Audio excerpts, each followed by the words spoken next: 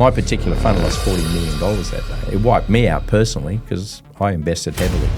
And I bought an iron ore mine for $600,000. We sold that to the Chinese 18 months later for about $400 million, from virtually nothing to a millionaire by 27. The next year in 87, I lost it all. So I had to start all over again. If you're going into any venture like that you think you're going to make money, you're deluded. That was very risky. Would you still do that today? Today's guest is resource sector titan and global entrepreneur Tony Sage. How are you, Tony? I'm not too bad, mate. Not too bad. Here we are, finally. Been trying to get me for ages. Been trying to get you for ages.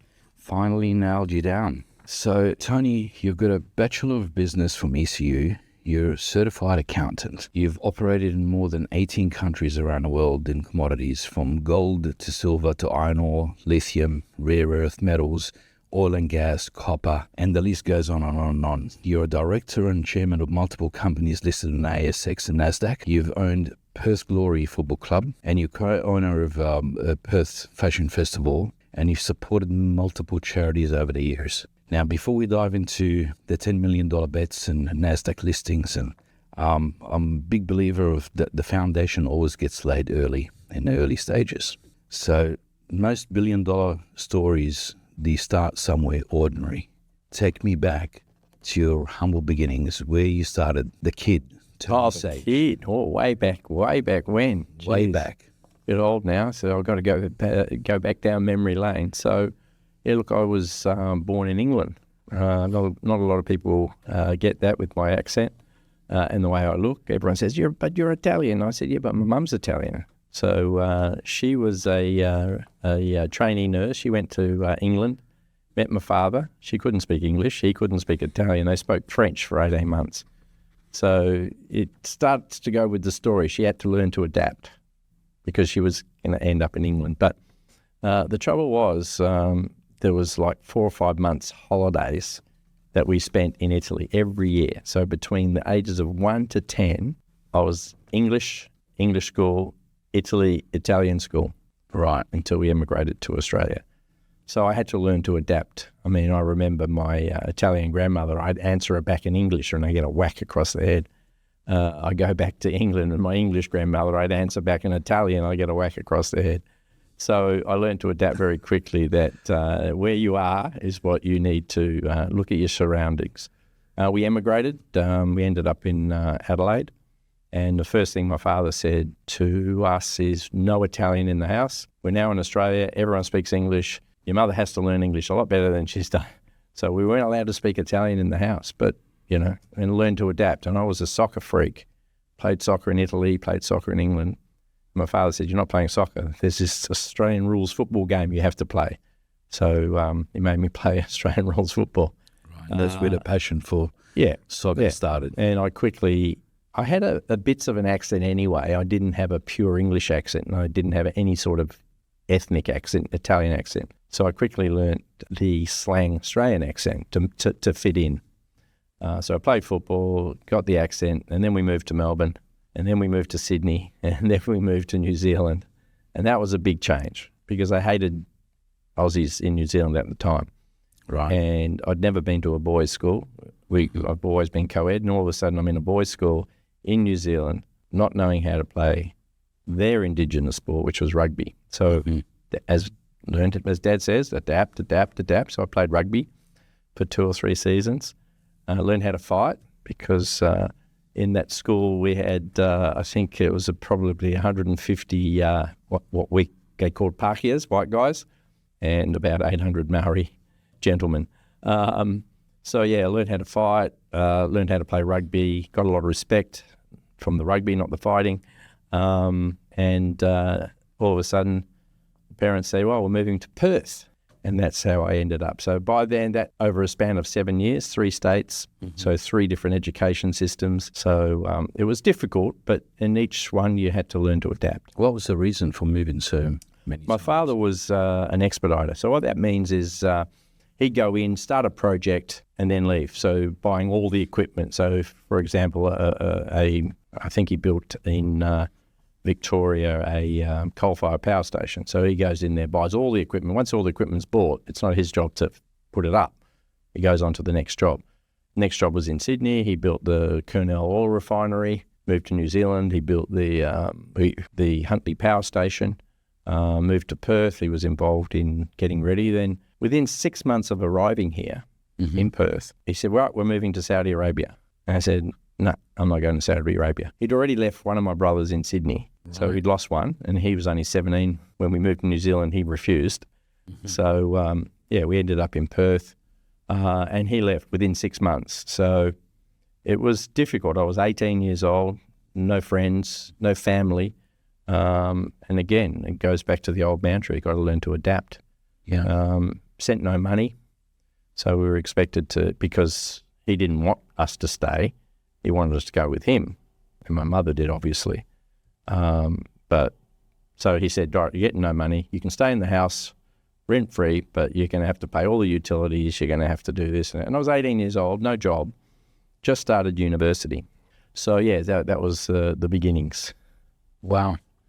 So you started uni and you still had to battle and pay for everything and your way and your education, everything else. Yeah, we were lucky in those days. I think it was in 84, 85, they started charging to go to uni. It was free, which was a good thing for me because the actual uni was free, but getting to and from uni wasn't, paying the utilities, buying food. So I ended up having 3 jobs. So what was your first job? Believe it or not, it was a barman at uni. They had a bar there, and help wanted. I went along, and so that was the first one of the jobs. I worked in the admin, and then I did a sort of cleaning job with a few mates. Yeah, so ate my way through. It was good. And what was the hardest thing for you growing up, you think? Well, the hardest thing is, it's just not had a stable upbringing, really. I mean, you look at it, I went 9 different schools by the time I got to university. So that's 9 sets of friends you'd have to make, 9 sets of different cultures, if you like. I mean, Adelaide's different to Melbourne. Italy's obviously different to England and Australia. And going to New Zealand, that was completely different as well. So the culture, the education system's all different. One time I moved, I was so far advanced. Next state I moved to, I was so far behind because they go on age. So if you're 16 years old, you should know this. But state, country are all different education systems. That was very, very difficult. Losing a brother, we looked up to my older brother, and he just said, "F you, Dad, I'm not moving to New Zealand. You've dragged us around all this way. I've got friends here now." So we lost an older brother that, not literally, but, as someone to look up to, looking after us. And Dad was, I suppose, what I am now, a workaholic. So he'd go to work at 5 or 6 a.m. and he'd come back at 7 or 8. So you hardly saw him as well. Yeah, that's very tough. I know about that. I know about moving and constantly changing environment, schools, friends. You don't get to have the traditional upbringing that most people have, where you can build friendships and your environment well. That's very tough. So after university, what was the first job you landed? It was with a company called Touche Ross, one of the, at the time, Big 8. It's now Big 4. They were merged. Touche Ross & Co. is a big, large accounting firm. So I worked there, hated it. From the moment I walked in, it's 40 degrees in Perth, you had to have a suit and tie on, even if going to lunch. I found that very regimented. But back then, you had to earn your ticket. I had my degree, but you had to get 3 years in to get your chartered accountant's CPA. Yeah. So, I lasted as long as I could at one firm. I moved to another firm. And then back those days as well, it was a very vigorous 10-month education program, 10 times harder than university. You had to do 2 assignments every 3 weeks and then sit 2 massive exams at the end. I couldn't cope the first time, so I withdrew from the first time I tried it. And then the second year I said, bugger it, I've got to get this, got to get through this. Remember, I'm working another job as well, outside of the full-time job I had. So yeah, anyway, I passed it that year, and the day the results came out, I went into the boss's office and resigned. Wow. What was your personal relationships like, if you had any? I mean, working 2 jobs and, university, that's not... If you go through my life, I always seem to work hard but play harder. It's always been my philosophy. So yeah, I always had fun. Right. I had a lot of group of friends. Look, that was, I don't want to go too much into age, but that would have been almost 40 years ago, right? And I've still got friends today From back then. There's a group of 4 of us, all went through uni, the accounting, and we're still very good friends today, and we catch up at least once a month. So, it did forge a lot of good friendships. Right. Did you move a lot after that? Did you got your CPA? No, I didn't. A lot of travel, but I always said to myself, now I love Perth. I became a West Australian by de facto, but I love Perth, and I've always was going to say, this is where I'm going to anchor, and that's what I've done. So I've anchored Perth, even though my job now and in those years was a lot of travel. I ended up after Touche or chartered accounting career, 3 years, I went straight into funds management. And I was lucky. It was a young firm. They only had $1 million under management. They needed an accountant. So I actually started off as an accountant in that firm, but quickly moved up. And, as the industry grew, remember this was 83 and it wasn't a big industry back then. It grew. Yeah, that's 83. I mean, $1 million under management, 1983 to 1.6 billion by 1996. Yeah. That's not conservative. That's huge. Yeah, and if you look at it in today's dollars, it doesn't sound a lot, but back then it was huge. And, it was a diverse group of people. We grew from 5 staff, I was number 5, to over 200 staff as well in 4 states. Head office obviously was Perth, but most of the activity happened in Sydney. So I was travelling to and from Sydney, to and from Melbourne in my particular role, CFO basically. And I did a lot of funds management stuff as well, because as the company grew, we had all this cash. So someone had to look after all this cash. We were getting in $70 or $80 million a month. Someone had to spend it, right? So I ended up doing that role and, did a lot of investing in bonds and things like that. And then I moved into equities. So that's where I sort of got really excited about funds management in the industry. How 40 years of deal making changes your relationship with uncertainty? It's you've got to do a lot of homework, and today it's easy because the internet is just rife with information. But back then we had no internet really. Yeah. I mean, it was just what you read in the newspapers, when you're talking to other fund managers or just people in the field, and you travel. So it was very, very difficult back then. I find it a lot easier now to disseminate information to make investment decisions. But back then it was very, very difficult. I rode the 1987 crash, and a lot of people here wouldn't even remember, who's listening, won't remember the 1987 crash. But my particular fund lost $40 million that day, and I was panicking about my job. It wiped me out personally because I invested heavily. Every spare cent. I never believed in buying property. I always believed in buying equity. So, yeah, I went from virtually nothing to a millionaire by 27. And the next year in 87, I lost it all. So I had to start all over again. Well, then you purchased Wolfsburg for 10 mil in 2012. Yep. Or around. Yep, around that. And you sold it for 750 million USD in 2024. Yep. There's a 12 years in between. Yep. What almost broke that deal?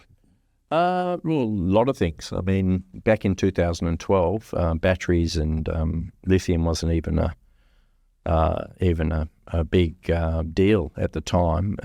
It was just foresight, really. What's you're looking forward? What are you going to do? What's needed next? And a friend of mine said there's this mine in Austria. It's the owner just wants to get rid of it. And I went there, and it's just a completely built mine. I've never seen anything like it. I mean, I don't deal in that area. I always buy greenfield sites, drill. This was just a ready-built mine. They'd spent $100 million building this mine. They never mined it. So I got interested, bought it, and so really the lithium price was the catalyst. If the lithium price didn't take off, that would have been $10 million down the drain. Absolutely. That would have been a big risk taken at that time. Risk reward. Risk reward. And that's my whole mantra as well, risk reward. You've got to risk to get the massive investment. I mean, I don't know if it's appropriate to talk about it now. We're talking about lithium, but in 2005, I did a visit to China. And I'd never, ever, I've grown up in Sydney, Melbourne, Perth, I've lived in London, never seen so many cranes in my life. So, that means building, that means iron ore. So I came back and I bought an iron ore mine off Rio Tinto for $600,000. And we sold that to the Chinese 18 months later for about $400 million. That was prior to Wolfsburg.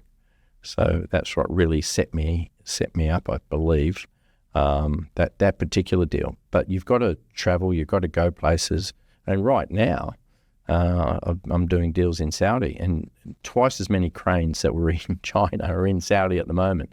They're just going through a massive, massive build. So steel is not going to, steel's going to be in demand for a long time. So iron ore is pretty safe where it is. Talk to me about Red FM. That's really, I find that really interesting. I mean, you go from that to broadcasting. Yeah, well, that came first. I mean, if you're going on a timeline, I left 96, the funds management, because we got bought out. Yeah. And I had just gotten married and just had our first child. And the decision was, the wife said, I want to go back to work. You can stay at home. You've made enough money. So I could have retired it. That was about 35 I was. And she lasted 3 days at work. Didn't want to work anymore. And I lasted about 6 hours at home in retirement before I started hinting that I want to go back to work. Anyway, so I found my first deal, which was in Romania. It was a gold mine. That's right. So that's where it started. That's in 96, your Romanian gold investment. Yeah. So we bought that in 96. We drilled it. We sold it to Newmont for a see-through value of about $1.2 billion. And that was pretty risky as well back then, Tony, if I can just go from Red FM a little bit, since you mentioned the Romanian gold deal. That was very risky. I mean, would you still do that today? Yeah, of course. I mean, you just go in there. Remember, Ceausescu just got executed in 89. There was turmoil for the next 4 or 5 years. So we went in there in the turmoil. But I think that's when you can pick up good assets, because the country needed someone to develop this gold mine. They had no experience to do what we could have done, which what we did. We spent a lot of money very quickly, $75 million I think we spent on it. Drilling it. But we went from 500,000 ounces to 11 million ounces. Right now, today, that deposit's got 16 million ounces of gold in it. It's one of the biggest in Europe. You've got to have the foresight. And again, that wasn't me that found it. I'm not going to blow my own tires up here. It was founded by someone else, and they didn't have any money. They knew I was in funds management. They know I'd just finished. So they asked me to help out. I raised $4 million for it. Then I raised the next bit of money. But anyway, it worked out very well. So after that deal, I had an opportunity. Someone came to me and said, oh, look, I need some money for my radio station. I said, oh, yeah, come and I want to see the studio. I've never been to a studio. So he gives me this address, and it's a house. What the hell? And it's in a little corner in the back of his garage. And I said, how the hell are you running a radio station from here? He said, oh, it's all done by satellite. I said, what's the difference? And he said, oh, no, these other guys have to listen to the broadcasting thing. I've got a carte blanche to go straight up into space, and it goes down. I said, well, can you pick it up in Perth? Yeah, but you're not allowed to. And I said, well, how do you make money? Oh, I'm not making money at the moment. I said, where does it go to? He said, our footprint goes from Vanuatu to Papua New Guinea, basically all of Australia. And I said, there's so many people out in the outback. Can you go there? He said, well, as long as they haven't got a commercial license. I said, what about mine sites? And he said, yeah, this is a good idea. So I was thinking with all the, and I've heard everyone back then, remembers back then, they didn't have as much technology as they have now, that all the guys on site said, all we can pick up is the ABC. So I said, all right. So he had called it red dust radio. I changed that. Anyway, he had a lot of debt. He hadn't paid Optus for the satellite feed. Right. He owed him $200,000 or something. So I said, rightio, I'll pay off your debts. We own 99%. You own 1%. You get a free carry, but you've got to let us operate this thing. And we're not going to do it in your back garage. I had space. So I hired 3 experts. Ian Kennedy, who's still there today from, I think he was at 94.5, and 2 others, sales guy, Russell Waterman, and Mike Perry, who was 96 FM. And he was one project director, one sales and marketing. And he said, what are we going to market? And I said, just go to the mine sites. We're just going to, so we go to Harvey Norman. He said, how do they know if it's going to work? We just do a special. And because it wasn't regulated, one of our first biggest clients was Marianne Kenworthy. And if you know who she is, you can understand what she was advertising, right? I won't mention it on your podcast. It was a huge success. She couldn't believe how much business she was getting. Right. Then Harvey Norman the same, then Retrovision, and they all came on. And so much so that I was eating into the classified ads of the West on their income. So they made an offer. So we only ran it for probably 2 years, and then we got bought out for $13 million. And it cost me $200,000 of debt, which I negotiated with Optus down to $20,000. So we only paid $20,000 for it. Wow. So, so it was a very interesting time. That 2 years was very interesting. Power of the media, I just didn't realise the reach it had.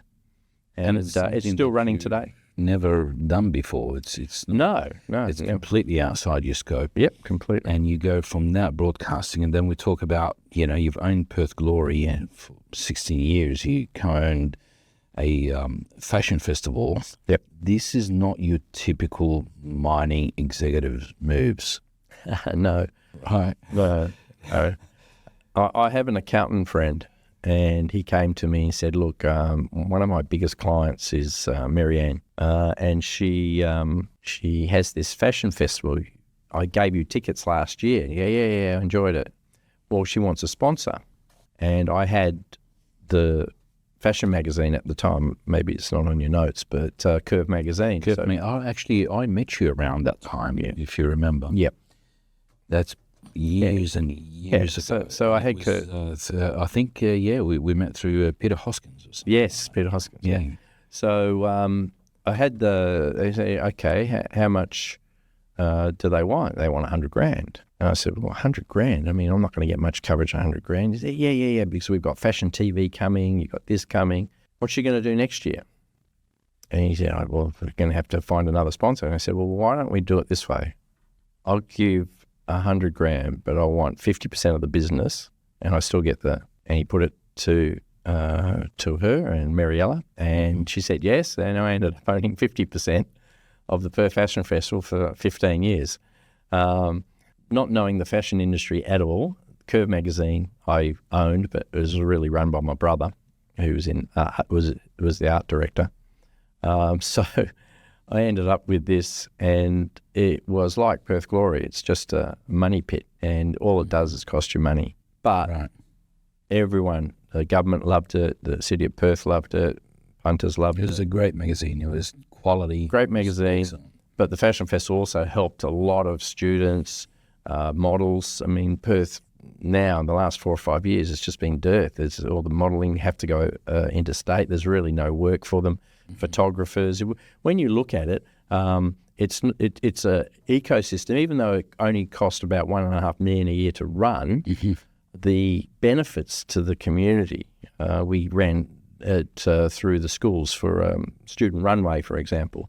all those sorts of things. We had the big marquee in Forest Place. All that cost money to build, etc. So the little ecosystem it created was huge. Zhivago did their first show, and that's a huge brand now. Wills and Dollbaby did shows at the Perth Fashion Festival. So it created a great vibe. And, you know, it was more philanthropic for me because you made no money out of it. And it was always a pain in the ass when all your friends wanted the front row for the shows, and there's only a certain amount you could fit on the front row. So that was a bit difficult as well to handle. That's not a hint for someone to look at starting something in the fashion modelling business in Perth right now, is it? Look, I think there's an opportunity. I mean, Perth's going to grow and grow and grow. I think someone will resurrect it, and I think it's needed in Perth. It won't be me, but I've introduced it to some people that I think would be able to fund it, because you're not going to make any money out of it. If you're going into any venture like that you think you're going to make money, you're deluded. The same with Perth Glory. I knew we weren't going to make money, but I actually thought it would break even, but it didn't. I know you love football, but what was the moment that you realised that you need to own a football club? I didn't. It came to me out of the blue. Let's wind back to 1994. I did a deal, our company, did a deal with Frank Lowy, one of the shopping centres we own in Sydney. He wanted to buy. So I ended up meeting him. All we talked for about an hour and a half was football. He was chairman of, he later became chairman of Football Australia. He wasn't at the time. But he owned Sydney, one of the Sydney teams in the NPL. So we talked football. I was a mad Man City fan. And we talked about Premier League, and we talked about everything. Anyway, back in 2007, and I think it was January or February, he said, "Tony, you remember me?" "Yeah, Frank, how you going?" He said, "Look, we're about to pull the pin." Because Nick Turner had relinquished the licence back in 2004, so there was no Perth Glory. And then 2006, the A-League started, and no one wanted the licence. Nick Turner didn't want the licence. No one in Perth wanted the licence. So the FA ran the licence. They ran it for 2 years. That's why it wasn't very successful the first 2 years, because they didn't pump a lot of money into it. So he said, "I know you love football." So he basically begged it. And if I didn't put my hand up and I didn't find two partners, it would have folded. Perth Glory wouldn't have existed today. And a lot of people don't realise that. A lot of people go in there, he bought it for this reason, he bought it for that reason. I bought it because it would have been lost to Perth.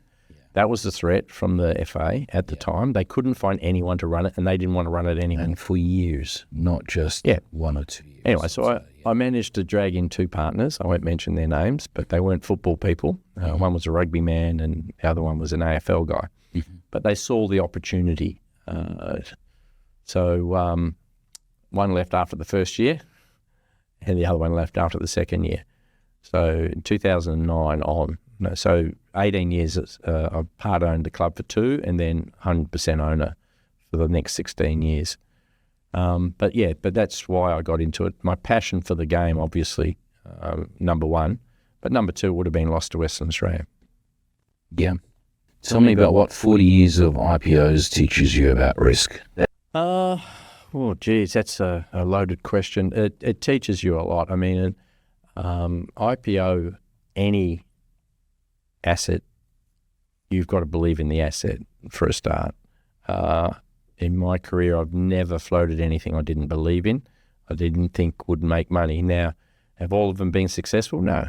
I mean, that's where a lot of people get it wrong. You can make mistakes, and I've made a lot of mistakes in that particular area. But, you've got to be able to get up the next day, even if you've made a mistake, and say, rightio, that was a risk doing that. It failed, but, I still dust it off and keep going. And keep going. So that's the key to it. But, it does teach you a lot. You've got the number one thing is you've got to have the right team around you. If you don't have the right team around you, if you're a one-man band, you're not going to make it. But if you've got the right team around you, and that means everyone from geologists, geophysicists, metallurgists in the mining game, right through to your accountant, your lawyer, all got to be in sync, all got to believe. And I like investors that take risk as well, right? You're not going to get paid until this is done. That's a very, very hard thing to take. That is. Yeah. Say if you've got a small practice, you're a lawyer, you say, well, geez, I'm not going to get paid for 3 months until this happens. Yeah. But you've got to find people like that. You want to find people that just tick you every minute or every 6 minutes, right? You're getting a bill, and they got no risk. So I try and find people in the service industry that want to take risk as well. And there's some fantastic drilling companies out there now that want to take a risk. So instead of taking full pay for it, they'll take some equity. So they're taking a risk with you, and that's great. Yeah, it is. If I wanted to start investing right now, what advice would you give me? You just got to don't listen to a taxi driver or an Uber driver that tells you a tip in the car. When it gets down to that level, it's already moved. Or around the barbie. Yeah. No, you've actually got to do the homework. I mean, in the end, what I look at is the management, the chairman or the CEO, and how much skin in the game they've got. A lot of CEOs don't have skin in the game. A lot of managing directors, they probably own 0.5% of the company or something. So I like to see the actual people driving the company. They've got a big equity stake, 5%, 10%, 15%, But anything under that, are they really working for pay, or are they working for getting the project up and running, and they've got a stake in it? So that's what I look at first. I mean, it might not be the first thing most people look at. They probably look at the quality of the gold, the iron ore, whatever. But I look at who's running the company. And how invested are they? How invested are they? Yeah. And if they're not invested, I mean, some of the big companies, you can't have someone owning 5% of BHP, for example. But in the space where I invest, I like leverage stakes. I don't like buying BHP, Rio, et cetera. There's no leverage in it for small investors. Mm-hmm. So, you're looking at stocks, especially in the junior market. You can go from 0.001 of a cent right up to 5 or 6 cents is where you get most of your value on leverage, right? Yeah. What sort of advice would you give someone that's starting out in that space when it comes to risk-taking or investing in anything? Would you advise them to go to the most secure space first, and while getting the teeth into it and learning, or would you advise them to look as a small investor? Yeah. And what sort of range of money? I mean, it all depends on how much money you've got to spend, right? If someone's got $1 million, I can give them a different advice than if someone's got $10,000. So most people, though, would be in the $10,000 range, right? Let's talk about that. Yep. Now, if you're buying BHP, you end up with probably 100 shares or 200 shares. It goes up $5, and you're not going to make much, right? Yeah. So, you end up looking at the junior end of the market. And that's where I started. That's all my bread and butter. I've never owned any of the big stocks. I started when I was 18 and have not stopped. I didn't buy my first property until I was 35, right? Yeah. So every time people come and ask me, I just said avoid property. I mean, why take a mortgage at 20, 22, 23, 24? You're a slave to the bank, or you're a slave to your employer because you can't leave because you've got a mortgage to pay. Yeah. Right? So every spare cent I had, remember I said I made $1 million by the time I was 26. I lost it all when the 87 crash came, but I went straight back into the market. I remember borrowing some money off my father, and I went straight back into the market and made a killing over the next 2 years, 87, 88. After the crash, 88, 89 were the two best years. So I quickly got it back. But you've got to, number one, take risks, but you've got to also pick which stocks. And, for small investors, there's no point in buying for big growth, and especially when you're young. Yeah. If you're 60, it's different as well. I mean, there's different age brackets as well. But my son trades every day. I've taught him how to trade, and he's made a lot of money trading. He started when he was 21 trading. Well, he's got the best. I don't give him any advice. He's done it all himself, and I don't even understand crypto. And most of the trading he's done has been on crypto, Okay. so not on traditional stocks. Right. But one thing I've taught him is learn how to take risks. Right, you're 20. He's 25 now, but you're 21 at the time. You don't need to think about 60 years old when you retire. So take the risks now, build up a nest egg. And then once you've got enough money, then you can buy a property, and then that's your bank, it's your safe place, and then you can keep going from there. So look, he's done very well on trading, but like I said, he trades something that I don't even know, and I don't even want to know about it. Learning something completely different. I don't understand crypto, and I don't invest in it myself. Right. But Speaking of that, from a young age, who was the person, or what was the moment that made you realize that you want to build something significant to that scale? Look, I didn't. It just happened. I mean, I don't think anyone aims. Everyone goes out in our game to make money, right? So that was it. But I'd already made it when I was 26, lost it, made it back when I was 28. $1 million back then, and talking that's a lot of money. It was, yeah. And, so it was... It's organic, I don't wake up every day and say, I'm going to make $10 today or $100 or $1 million. That's not my motivation. My motivation is doing a deal. And I like doing deals that people say you can't do as well. So, so my motivation isn't every day to make money. It's just to do the deal. And more deals I do, the more it gets me up the next day to do another deal. And if you're successful in those deals, money comes, right? Yeah. So I didn't go out to set up an empire. I went out to enjoy myself. Like I said, work very hard, play even harder. And I've done that. And the side industries that I've done on the side is having fun as well. I mean, you mentioned Red FM, the Curve magazine, Perth Fashion Festival. I had Miss Universe at one stage, competition, a nightclub. So all those things were spoils, I suppose. And you can't. I don't know who you are. You can't 100% work 24/7. You've got to have some release, and those were my releases, I suppose, and the football club. Which is another business that was your so. Yeah. It was a charity. Charity. What was the biggest deal to date? Oh, look, I think. I mean, in every sense, not just the value. Look, a lot of people were very critical of myself when I decided to list on the Nasdaq. They said it wouldn't work. They said the asset was crap or too small to work on the Nasdaq. So 18 months later, we're capped at $1 billion when on the Australian market it was only capped at 60 million Australian. So I suppose that's the biggest deal. I mean, I've done a lot of big deals, but this is the biggest. We've got a long way to go.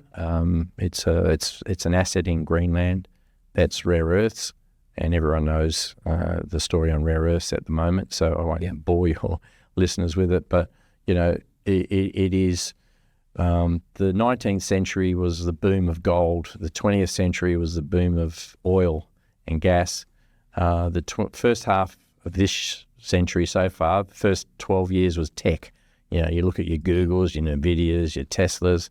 Yep. But all those things run on rare earths. Everything in that tech runs on rare earths. Supercomputers, AI, rockets. Musk can't send a rocket up into space. They can't even send a missile in the right direction without heavy rare earths. And China controls 97% of the world's supply.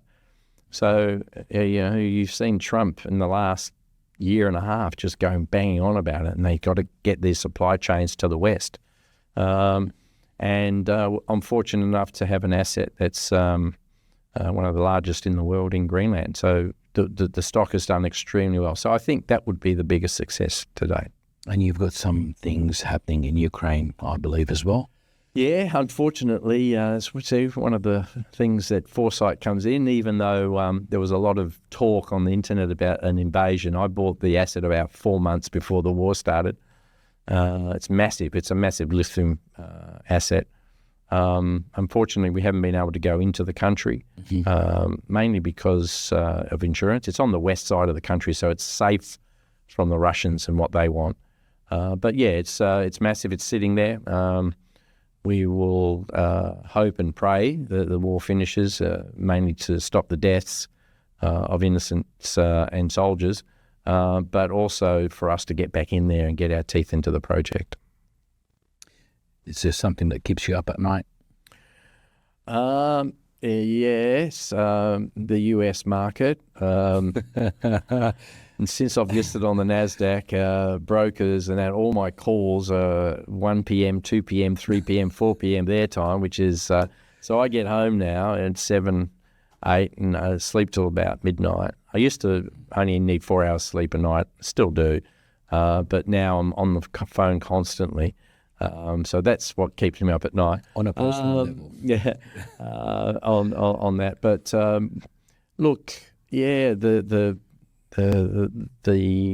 I suppose it's hard to say in words, but the uncertainty of the world at the moment. You've got China eyeing Taiwan. What happens if that breaks out?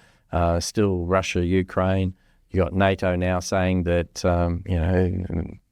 they don't want any of Ukraine to go. War. I mean, I don't believe Trump's rhetoric that there will be World War III, but yeah, the uncertainty at the moment of what's happening out there is quite frightening. I mean, it stops a lot. I mean, just the war in Ukraine stops us doing a project, but anything could happen, and you just don't want that. Even the Japanese, Chinese friction, if you like. So those sort of things worry me. You've supported a lot of people. You've supported a lot of charities. And I've seen something that you've done a little while back with the homeless shelter. Tell me about that and what pulled you towards that cause. I think it was you were inspired about the efforts of a young lady. Yeah, Sarah. Yeah, look, it was inspiring hearing a story. It came to me through my contacts at Red FM and then through Channel 7. And they said, look, this person, So I talked to her and she told me, and look, this was going back 10 years. I mean, homeless situation is a lot worse now than it was then. But I said, yeah, I'd do it.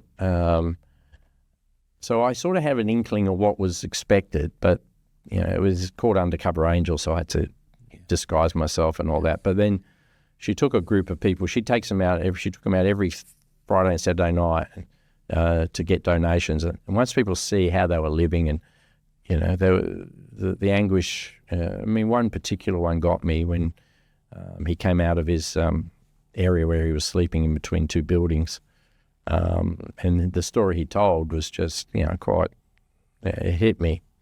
So so I got involved in that, and that was people say it was a bit of fun. And it wasn't fun. But I managed to get a lot of publicity for her, and she managed to meet her goal of raising the money. Yeah. And everyone at the time that she knew managed to get blankets and it was a complete actually. Yeah, everything that they needed. Yeah. But it still didn't. No, of course not. Help the situation. It's got worse now, and that's a lot to do with other things in society, But yeah, no, it was good. And like I said, I wouldn't have done it if she hadn't inspired me to help her. Yeah, that was excellent. I've seen that segment actually, and you look quite good. With my tattoos. Yeah, with your tattoos and earrings and with a full beard. Yeah. What do you do for fun, Tony? Like today, like do you play golf? No. I think that's the biggest waste of space. 4 hours on a golf course. I can think of a lot to do than hitting a little ball with a stick for 4 hours. But I don't. People that love golf don't have a go at me. I'm right there with you. It's not for me. Look, spending time with my kids is very important to me. I flew over. My one daughter lives in Melbourne. She runs the Australian Open now, which is a big feather in her cap. Okay. My son's moved to Sydney, and my other daughter's just come back from Sydney. So I was trying to spend as much time with them as possible. I mean, they're getting older now, 25 to 30, the three of them. But, travel for me sometimes is a chore, but, when you go places, you have fun. Like I'm going to London for a business meeting, but I managed to get a ticket to watch Arsenal-Liverpool. To me, that's fun, right? So a lot of things. I'm going to Kenya to look at a rare earths deposit, but the guy that owns it's got a massive safari park. So we're going to stay in the safari park, do that for a day, then go to the site, have a look at the rare earths. So things like that. A little bit of play. Oh, yeah. I mean, that's been my mantra, you work hard, you play harder. So every one of these trips, I mean, I never did I was in Abu Dhabi recently, and I never did they said, do you want to do a dune buggy trip? I said, what's that? So we got these dune buggies, went over all the desert sands. That was fantastic fun. So, yeah, you have fun when you do these things, and when you do travel. You just don't sit in a hotel room, go to a meeting, go back to the hotel room. That's not me. Or the bar. Or the bar. Yeah. Yep. Is there, what's the next big thing in your line of sight right now? Well, finishing Greenland is my top priority. Managed to do a fantastic deal with the Romanian government. One of the biggest problems is not finding the rare earths. I mean, there's rare earths everywhere. Finding in a concentration where it can be mined is difficult, but the biggest problem is the processing. And the reason the West let it go to China, because it was seen as very dirty and pollution. It's worse than an oil refinery, for example, to extract the rare earths out. The technology in the last 40 years is immense, so it's not as dirty, but it's still hard to get it permitted anywhere but China. All right? The US now just did a deal with Saudi Arabia to build one there. So still, it's shifting away. Build one where? In Greenland? No, in Saudi Arabia. Saudi Arabia? Yeah. Okay. But it's moving it away from China is the big thing, because, I mentioned earlier about a war. Imagine if China invaded Taiwan. The West then would put sanctions on China, and then the first thing they do is stop the export of rare earths. That means you can't build any of the things that I've mentioned before, even to your smartphone, to your to everything. So it's a problem in getting a country like Germany or France or something to build something in their backyard. So the US have made the decision, okay, if we can't do it in a timely fashion, we need this changing straight away. We'll build one in Saudi. We found a country in Europe that wants to do it. We've just signed an agreement with Romania. So fantastic for us. So 50% of our offtake will go to Romania, and they'll process it and send it to the EU, NATO, et cetera, et cetera. So that's my priority now. It's 3 or 4 years away. The West is still going to have to rely on China for at least the next 3 or 4 years, probably 5, before all these things happen. So that's my priority. I'm looking for more rare earth projects because once you've got a processing facility, you can then look for other mines to fill that processing facility. So hence my trip to Kenya. I've also got a massive copper gold deposit in Northern Territory. So that's another priority of ours to get that up and running in the next 2 years as well. Right. What would be the biggest challenges operating in Greenland once you're actually on the ground? Look, logistics is quite easy. A lot of people have a misconception about Greenland. They think, it's covered with a glacier, it's all white. That's true for about 70%. Where we are, it's right on the southern tip. The ice retracted over 400,000 years ago. The advantage for us, it created these fjords. So 2 meters from our deposit, it's 80 meters deep. So a ship can come in from the North Atlantic straight up to our site and go straight out. The biggest problem with mining is logistics, and the biggest logistical problem is getting your product to port.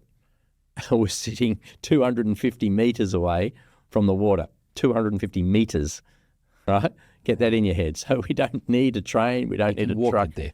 Well, we use conveyor belts, but yeah. So logistically, it is easy. It's temperate climate. Everyone thinks it's going to be minus 40.